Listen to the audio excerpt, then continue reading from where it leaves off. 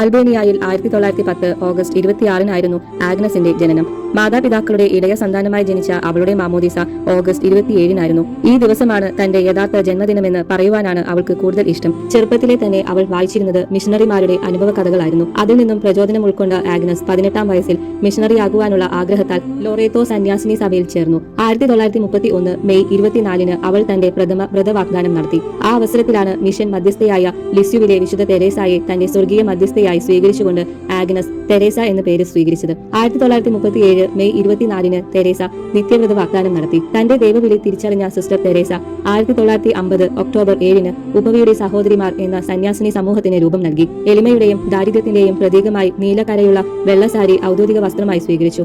1963-ൽ ഉപവിയുടെ സഹോദരന്മാർ എന്ന പേരിൽ പുരുഷന്മാർക്കായും ഒരു സന്യാസ സമൂഹം രൂപീകരിച്ചു. തന്റെ പ്രവർത്തനത്തിനാവശ്യമായ ശക്തി അവൾ സമ്പാദിച്ചിരുന്നത് വിശുദ്ധ ബലിയിൽ നിന്നും താൻ അനുഷ്ഠിച്ചിരുന്ന ഭക്താനുഷ്ഠാനങ്ങളിൽ നിന്നുമായിരുന്നു. മദറിന്റെ പ്രവർത്തനങ്ങളെ മാനിച്ചുകൊണ്ട് 1962-ൽ പത്മശ്രീ അവാർഡും 1980-ൽ ഭാരതരത്ന അവാർഡും നൽകി ഭാരത സർക്കാർ മദർ തെരേസയെ ആദരിച്ചു.